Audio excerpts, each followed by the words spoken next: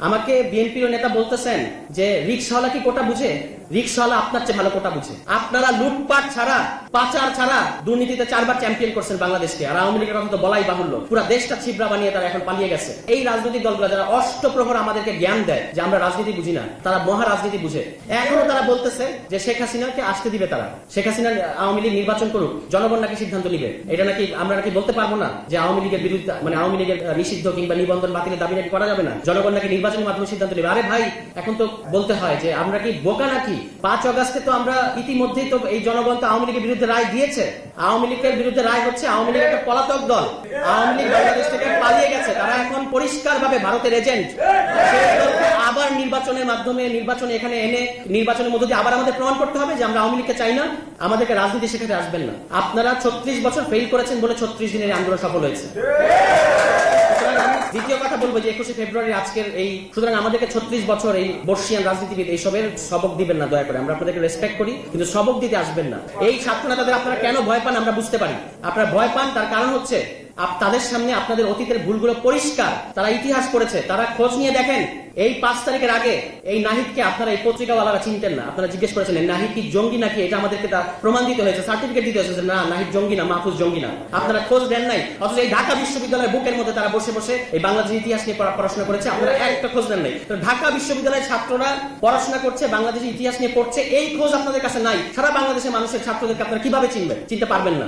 আমাকে বিএনপির নেতা বলতেছেন যে রিকশাওয়ালা কি কোটা বুঝে? রিকশাওয়ালা আপনার চেয়ে ভালো কোটা বুঝে। জুলাই মাসে এখানে ভিডিও, ভাইরাল ভিডিও আছে, দেখেন।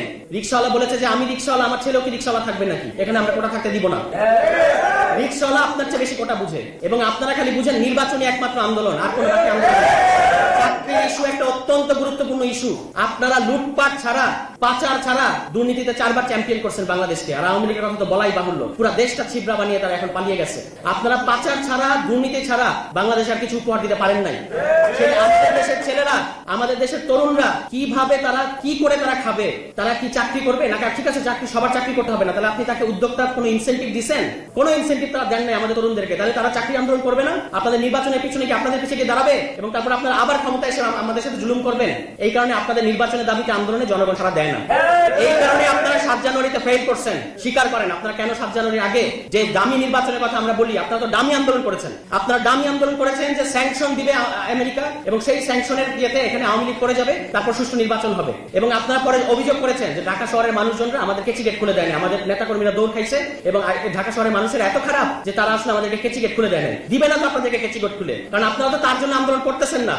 36 বছর আর 36 দিনের পার্থক্য এখানেই। এই 36 দিনকে অবজ্ঞা করে আপনারা রাজনীতি করবেন, আমাদেরকে আর মহড়া দেখায়েন না। ক্যাম্পাসে ক্যাম্পাসে আপনাদের ছাত্র সংগঠনগুলা আজকে যে ধরনের সন্ত্রাস করতেছে, আপনারা কিন্তু আপনারা একটা জিনিস মনে রাখবেন, এখানে আওয়ামী লীগের বিরুদ্ধে গণ অভ্যুত্থান ঘটার আগে ছাত্রলীগের বিরুদ্ধে ক্যাম্পাসে অভ্যুত্থান ঘটেছে, ক্যাম্পাস থেকে বের করে দেওয়া হয়েছে। সেরকম পরিণতির দিকে আপনারা যায়েন না দয়া করে। আপনারা ছাত্র সমাজকে কোন ধরনের হুঙ্কার দিয়ে এখানে রাজনীতি করতে পারবেন না। আপনি ছাত্র দল হন, ছাত্র শিবির হন, অন্য যে হন, ছাত্র সমাজে গায়ে একটা ফুলের টোকা দিয়ে এখানে কোন ধরনের রাজনীতি আপনি করতে পারবেন না, এটা পরিষ্কার।